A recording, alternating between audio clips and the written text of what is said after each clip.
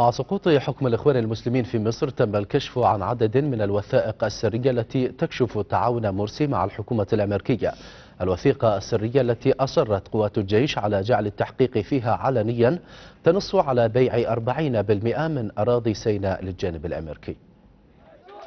الإطاحة بحكم الإخوان في مصر على يد الشعب والجيش وإزاحة محمد مرسي من كرسي الحكم أما اللثام عن الكثير من الملفات والأسرار التي ربما كانت معروفة داخليا، لكنها اليوم افتضحت بعد سقوط أوراق لعب الإسلام السياسي بسرعة لم يحسب لها آنفا عند إدارة واشنطن. 8 مليارات دولار يطالب الكونغرس الأمريكي الرئيس باراك أوباما استردادها من مصر، قدمت كدعم لجماعة الإخوان المسلمين مقابل تسليم 40% من مساحة سيناء للفلسطينيين التابعين لأعضاء منظمة حماس. إن الإدارة الأمريكية مرعوبة من حقيقة أن الشعب المصري قد أطاح بنظام مبارك والذي كان أداة في يد الولايات المتحدة، ونتيجة لذلك جاءت مساعدة مرسي ماديا أملا في المحافظة على تلك العلاقة مع مصر، حيث تنظر إدارة أوباما على أنه إسلامي متصوف ولكن منفتح على العالم وعلى الإدارة الأمريكية، وبالتالي أراد أوباما من خلال هذه الأموال ربما لدعم مرسي لكبح الثورة المصرية وإنجاح كرسي الرئاسة له.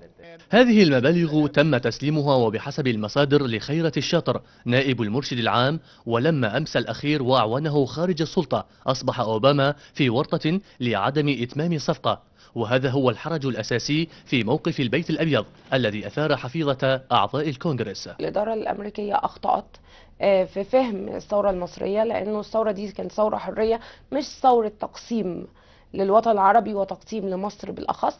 هم استغلوا طبعا وجود الإخوان المسلمين وإرادتهم ان هم يوصلوا للحكم بسرعة كبيرة وان هم يقدروا يسيطروا على الكرسي ويفكروا ان هم يقعدوا كتير، فاستغلوهم بانهم ادوهم فلوس، ودي مش أول مرة تحصل في الوطن العربي ومش أول مرة تحصل مع نظام. يذكر أن الوثيقة المتفق عليها وقعت من قبل الرئيس المعزول محمد مرسي ونائب المرشد العام خيرة الشاطر ومستشار الرئيس لشؤون الخارجية عصام الحداد. هو بأي حق خيرة الشاطر أصلا يوقع وهو ملوش أي منصب سياسي، مش موجود لا في تشكيل حكومة، يعني هو عضو جماعة الإخوان المسلمين. وبحسب مصادر حساسة تجري الإدارة الأمريكية مفاوضات بشأن هذه الوثيقة مقابل اعترافها بعزل مرسي، بينما تصر القوات المصرية إعلان الحقيقة على الشعب بعد أن نجحت في الحصول على الوثيقة والتحفظ عليها تمهيدا للكشف عنها بعد تحقيقات، وسوف يتم التحقيق فيها علنا كما ذكر.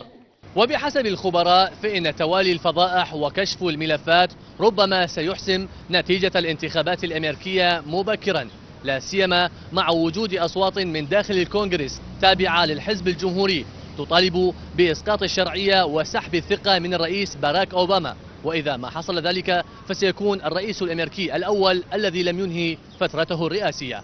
من نيويورك، وعد الطائي، قناة الاتجاه.